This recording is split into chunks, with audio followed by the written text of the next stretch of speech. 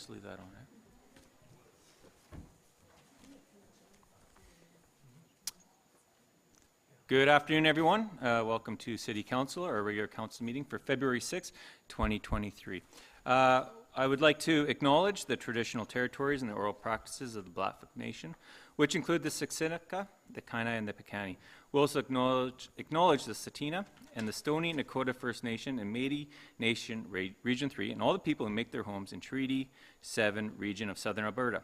We are making this acknowledgement to demonstrate our continuing efforts to work together as we strive for reconciliation through increased and collective learning.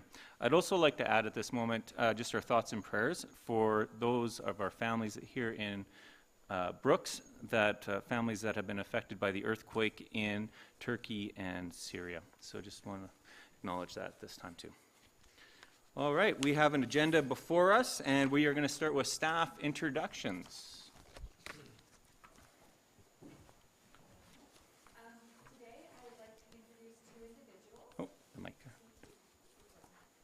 The first is Chris Deschner, who has joined us as a heavy-duty mechanic from Smiths. Unfortunately, Chris was not able to make it today just due to his work schedule, but we're very excited to have him. He comes with over 30 years of experience in the industry. The next individual I would like to introduce is Courtney Hybert, who joins us as a workforce development officer. Courtney was born and raised in the region and has always been a passionate advocate of our community. She has a background in communications and marketing, along with years of experience in corporate recruiting at JBS. She's also the owner of Mom Life Maternity, which is a small retail boutique in downtown Brooks. And so she understands entrepreneurship and what it means to operate a small business. So welcome to the team. Excellent. Thank you. All right, as always, we invite you to stay for as long as you want, or you may leave. Wow, they're gonna leave. I'm hosting today. I was actually going to talk about you, Courtney. All right. Do we have any items to be added or deleted from the agenda? All right, seeing none. Okay, so Alan, give me some coaching tips here. All right, moved by Councillor Dries that the agenda be adopted. All in favor? All right, carried. Yeah, there. All right, moved by Councillor Jessica that the minutes of the regular council meeting be held, that was held January 16th, 2023, be approved. All right, seeing all in favor of that? All right, thank you. Moved by Councillor Nesbitt that the following items of correspondence be received as information. Updates from council conferences and workshops, accounts payable listings, council committee reports, and we're going to look at some notes from council committees, January 24th, 2023. So we're going to start with Councillor Dries. Thank you. I sit on 4 committees, or 4 active committees, because I actually sit on 5 committees. One of my committees hasn't met yet. I start with Joint Shared Services. We had, I think, 3 meetings in this quarter. I actually missed one of those meetings. In general, there are a lot going on in the region, and I'm just going to focus actually a little bit on health. We have one of our local doctors who are leaving the community. It's a doctor that maybe hasn't been attending to emergency rooms in maternity clinics and things like that. So in general, although his clinic, his practice will miss him, but it's not going to impact the emergency rotations and the other things in the community. Bassano Hospital is now, the ER, the emergency room in Bassano Hospital is now back 24/7. We have a new South Zone Rural Community Consultant, and actually it's a local person from Brooks, so actually that we hope that will create better alignment and better communication with the South Zone Rural Community. Health-wise, there was a walk-in clinic that was opened in Brooks Shoppers Drug Mart. And actually, we are also proud to have supported through other program, which is the Rural Renewal Stream, where we nominated 3 pharmacists through our program, the immigration program, that are now working for the clinic. So that is around health. Some other areas, the Pathway Committee have reported a couple times. You know, there are ups and downs. There are good funding, good donations and community support. But I believe we lost, there was one grant that we lost, I believe, or we haven't received. There are discussions around this is continuing every joint shared services meeting, and we hope that still we will be able to do something this year. I'm going to jump to the BRZ, the Brooks Revitalization Zone, the downtown business community. Couple events in the last couple of months. There was Christmas in the Park, which was attended very well. People were happy. There was a good section of the business downtown is open for that night. Before that, there was, I don't believe, did I report since October? Halloween. There was Halloween trick or treat. There was a path for kids and adults. Actually, there was some adults that came through, as reported by some businesses. And then there was a new event. Actually, Courtney Moms. What is that? The business Moms. Courtney's business.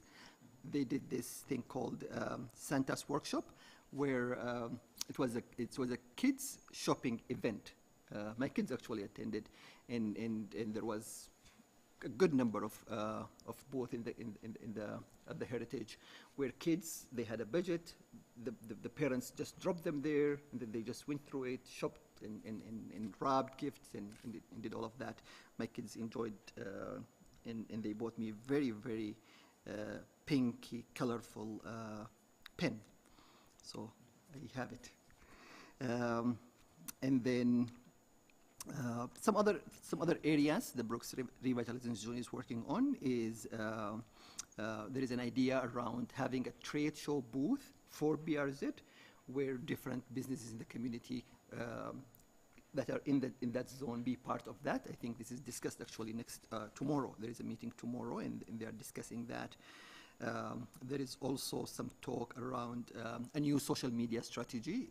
We are hiring a new consultant to revitalize again that the way the BRZ use social media in terms of YouTube and other social media channels. We will have an AGM. Actually, the date is going to be confirmed tomorrow again. It will be sometime in February. Okay. And then my other committee is Brooks Region Tourism.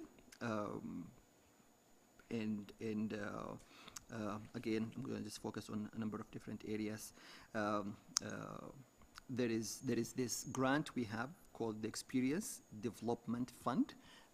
We have about 25,000 every year, and I think 10,000 of that is used already. Around 10,000 of that is used.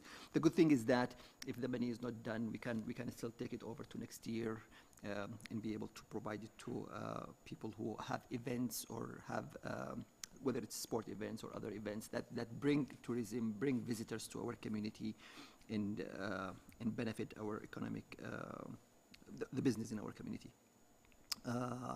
We are working on upgrading the website, adding different sections, and also we are contracting some writers to do some things about different areas in the community and different things that you can do in the community. Couple things that are coming up: the Calgary Outdoor Show, we will be part of that, and then also there is this new thing. If you have gone to Boston Pizza, there is this new gadget where different businesses are marketed on the screen, and it's you can add your own business. So the Brooks Region Tourism is actually taking part in that and finding some businesses that would like to tourism businesses that would like to be advertised on that. Safe communities, we had, I think 2 meetings this quarter. We have adopted a new meeting format in few meeting agenda, and I think it's now making the discussion a little bit more meaningful in terms of trends in the community, in terms of whether it is prevention or whether it is enforcement or whether it is education. And I think there are a number of different things coming up that will add to that committee eventually. Thank you. Excellent, thank you. Councillor Prentice. Yeah, the new solid waste authority there was some pretty big contracts that have come in for the waste that's contaminated from Calgary and that, so I didn't install a temporary scale out there to handle that special waste because the trucks have to, new rules they have to weigh their trucks in and out, and it wasn't getting done properly, so there's a temporary scale put in for the time being. And the main cell was completed pretty well. That was contracted last summer, except for the cleanup in the spring, and there'd be some seeding and that sort of stuff to be done. Then the leachate forced main construction that needed to be commissioned and finished. That will be done in the spring. It got too cold for that. And then the capping and seeding and cleanup, and that'll be also done in the spring. And right now they're got a company doing the TerraTech is doing a survey on putting in two new scales and a scale house, getting quotes and prices and design for it. To be new scale house and 2 scales to be able to handle in the future. The other scales are getting fairly old. And also they paid the fees for SAWA, for the membership for the County of Newell and everybody. That was paid just recently. And for Newell Recycling, the funds for them were paid. Newell Recycling gets about $290,000 a year to help with the running of the building from the landfill. That's ongoing. And spend about also $75,000 goes toward the composting and the county recycling pickups, and that's also from the landfill that goes to that system. And then Newell Recycling has been doing quite a bit of confidential shredding and plastic chipping, and the prices are good for plastic. Plastic is $300 a ton, and colored paper is $280. Newsprints $120 a ton, and cardboard prices are down to $38 a ton. The market's really gone bad again. So we're just stockpiling the cardboard till the prices go up. We don't know when that'll happen, but got to have at least $70 a ton to break even with it. So we're stockpiled. I think they got about 500 bales stockpiled as of now. So it's hard to say when that'll come back again. So there's nothing more you can do about that. And Newell Regional Water. The water consumption was the same for 2021 and 22. Balanced out pretty close there. The cost of the water was down actually about a cent for a cubic meter for the last year. It was 41 cents a cubic meter. So the water costs increased by 5 cents a cubic meter. We'll be looking after the increases. The cost of labor and power and chemicals have gone up quite high. That's for the 2003.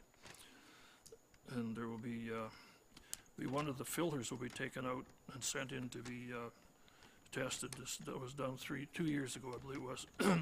And that'll be to determine the life of the filters that are left there. The only way you can find out is they do an autopsy on it, they call it. And that can kind of determine the life of what that's going to be before we have to replace them filters, which are really expensive. That's why that 5 cents a cubic meter also goes toward part of that sort of replacing. And to replace one of them filters and test them, it costs about $12,000 to take that out, ship it away, have it sent back, and a new filter put in just to do the testing. So that's going to be done this summer, and hopefully get the results, and hopefully the filters will give us a few more years before we have to replace them all. So that's about all I got on that. Great, thank you. Just some of my reports, just from the last little bit. As we know, with the Kimbrook Pathway, we received disappointing news for the active transportation grant that we applied for that wasn't accepted. So what we'll be continuing to do is to work towards with our local businesses to raise more support and sponsors for it, and just to continue to walk along. All right. Wah, wah, wah. Okay, okay. John will never leave again. All right. Another community I work on is Community Futures. And as we just introduced Courtney here earlier, that's part of some of the funding for her salary is from that. And we've been working on and helping with the, and we've received the report for the Highway 3 twinning in Alberta. And there was a 33-page report on that, on the economic impact study that was done. So lots of good reading there. And we're continuing to actually work with for Southern Alberta, the Entrecour will be working with some of the economic recovery, thinking of the business loans that were given out and helping receive the funds back and collecting those things. So a lot of programs there that we're working with. Sign committee, we met a couple times over this last season, and nothing really to report there other than we know we've got the 30 or 40 kilometer speed limit now changed there with the one street. And joint services, as Mohammed kind of gave a good report on that, so I won't touch on that. Chamber of Commerce, we've got the trade show going on. Hopefully we'll be hosting a political forum here in the next, probably by May, for our provincial election again. I'd also note that our Chamber of Commerce meetings are now every 2 months, and the same with Community Futures. Instead of monthly, they're now every 2 months. So that's happening. Silver Sage just had their annual meeting. I sit on that as a non-voting member, but just to give guidance with one member from the county that sits on that. And we just had our AGM. Things are looking quite well and stable. The board was elected again to another term. I would say they're planning on building some expansions on the property out there. So we've got some details that'll be coming out there for Community Hall. And the rodeo will be going forward as normal with the Midway, and so which will be bigger than last year. So we're looking forward to coming back stronger with that. So those will be my reports in summary, just for that. But I would also mention just if there was any council conferences or workshops that anyone attended that would like to report on. Okay. John. Excuse me, Acting Mayor, I have a question from your report. Yeah. Why is it that the chamber decided to go every 2 months rather than monthly meetings? Part of it was the members for meeting time just wasn't working in their time slots. Worked better to go every 2 months. We have subcommittees that do meet.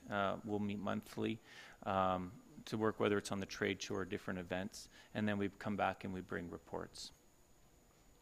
Yeah.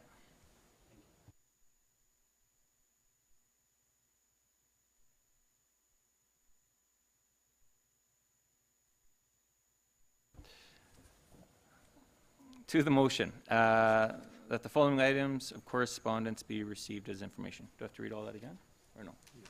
Okay. All in favor of that? Great, thank you. Carried. All right. Moved by Councillor Prentice that February 2023 be hereby proclaimed as Black History Month in the City of Brooks. And Christina will be reading that. Thank you.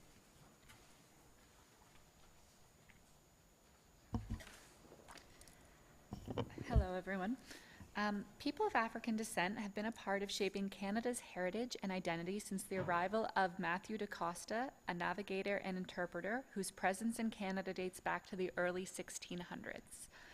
Few Canadians are aware of the fact that the African people were once enslaved in the territory that is now Canada, or of how those who fought enslavement helped to lay the foundation of Canada's diverse and inclusive society. Black History Month is a time to learn more about these Canadian stories and the many other important contributions of Black Canadians to the settlement, growth, and development of Canada, and about the diversity of Black communities in Canada and their importance to the history of this country. The City of Brooks is fortunate to have a very diverse community, which is part of what makes Brooks a community that people are proud to call home. Therefore, the administration is recommending that February 2023 be formally recognized as Black History Month in the City of Brooks. Thank you. There was a comment about there will be some recommendation of books and videos, I believe. How is that happening? Like, is it through social media? Are we doing a presentation? Are we? That is actually an excellent question, and I would have to get back to you with that. Thank you. All right, any other questions? All right, to the motion. All in favor? Carried.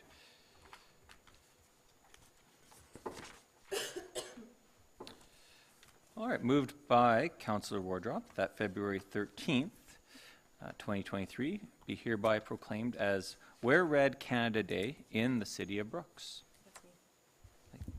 Through the chair to Mayor and Council, on January 19th, 2023, Mayor Petrie and Council received a request to proclaim February 13th, 2023 as Wear Red Canada Day.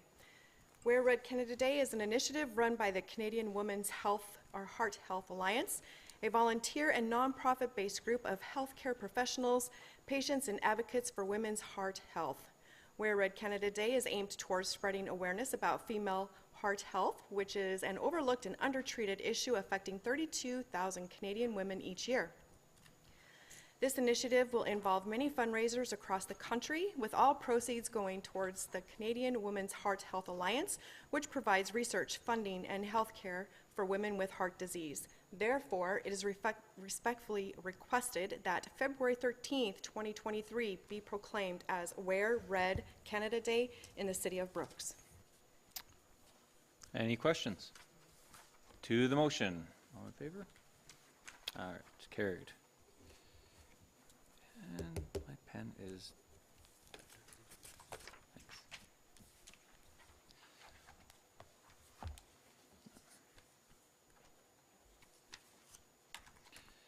All right, moved by Councillor Jessica that the city provide a letter of support to the Brooks Bandits in their bid to host the 2024 or 2025 Centennial Cup, that the city contribute $50,000 from the operating contingency reserve to host the event should there be a successful bid.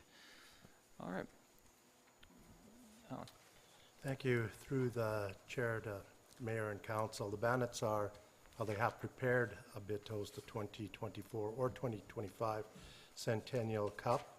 This is the Junior A National Hockey Championships, which they hosted in 2019. They are going to have 10 teams this time, playing a total of 25 games. In 2019, they had 5 teams, can't remember the number of games, and they believe that the impact to the community was approximately $3.5 million, and expect that that'll be higher this time given the number of games that'll be played and the requirement to secure a block of 300 rooms for the 10-day tournament. In addition to the economic benefit of the 2019 tournament, they also had a legacy fund formed of $350,000, with $25,000 going to future event hosting, $35,000 to minor hockey funding, $50,000 for scholarships, and $240,000 to arena improvements.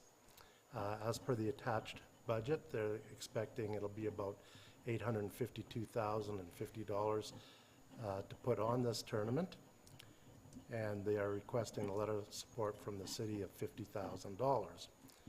The county, I believe, did give $50,000, come to $50,000 as long as it didn't create a further profit from them. And this was presented at January 24th, where the committee made the following recommendation: that the city provide a letter of support to the Brooks Bandits in their bid to host the 2024 or 2025 Centennial Cup, and that the city contribute $50,000 from the operating contingency reserve to host the event, should their bid be successful.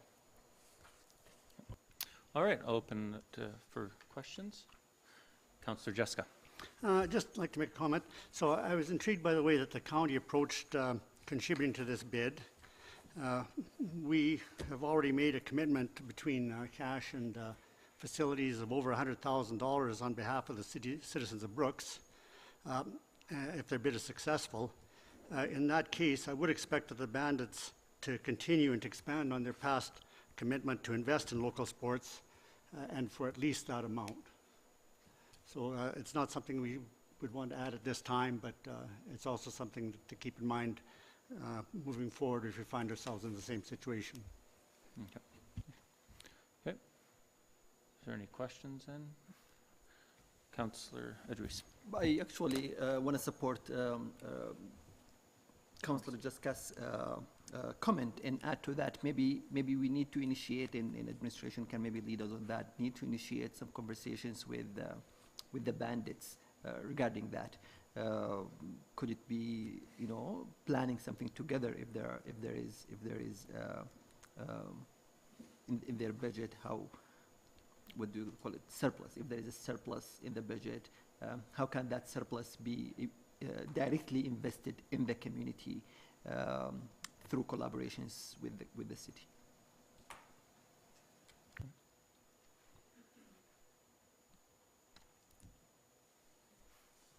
Okay, thanks for that. Any other further questions? So are we looking at, we're not looking at for administration then, Alan, are we looking then to change the motion, or it's no change this time? I don't see a change to the motion, but I see a request for administration to have conversations with them, see how we could do whatever we can to leverage more of the legacy funding, if it occurs from the tournament, into other organized sports in the community. Okay, thank you. Councillor Wardrop. Just a question. I can't recall. Maybe you guys, somebody can help me here. From that legacy fund, how much has been spent or reinvested to date? I don't know the total that's been invested. I know that still for the arena improvements, there was not a whole lot spent to date there. But the rest of it, I don't know if that's all been spent. Okay, well then, seeing there wasn't a change, then to the motion, all in favor? And that is, anyone opposed? No? Okay, okay, carried. Thank you.